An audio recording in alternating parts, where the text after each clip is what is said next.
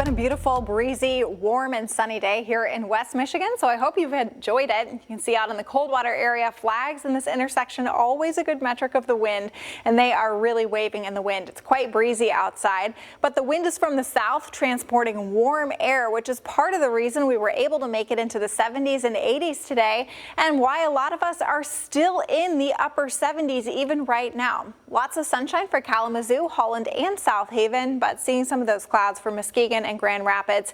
Everybody breezy though, wind coming up from the south or the southeast, anywhere from 10 to 20 miles an hour sustained, gusting up to 35, and the wind will stay high through tonight and tomorrow. Tonight ahead of our cold front and tomorrow back behind it. Thicker clouds are moving away from West Michigan, but we will gradually see more of those clouds come in ahead of this low pressure system and cold front. This is a pretty nasty system producing significant severe weather across Minnesota and Iowa and expected to continue into Wisconsin. But by the time it makes it to us, it's going to lose a lot of its punch. So that part we are definitely grateful for. And parts of West Michigan in the edge of the severe weather outlook for tonight as that system comes through.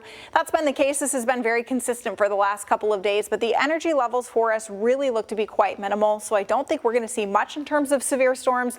Best spot to see that would be Muskegon up to about Fremont and Big Rapids, where we could have a storm, maybe one or two of them, with some occasional gusty winds or quarter-sized hail.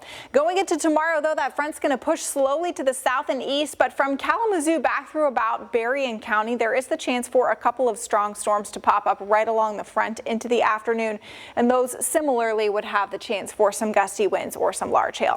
So tonight, while it's not a huge chance of a storm, any storm that does form, especially north, could be on the strong side. Otherwise, we're just going to be warm and extremely breezy out there, with that breeze continuing through the day tomorrow. Many of us making it into the low 70s by noontime, but 60s back to the west, where the cold front comes in a little bit faster.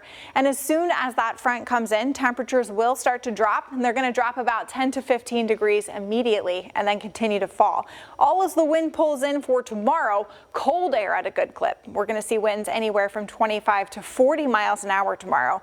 Very breezy day, so make sure that you have anything that could get blown away pulled inside. A couple of showers here through about midnight or so, but models have not really been showing much in terms of any kind of thunderstorm activity.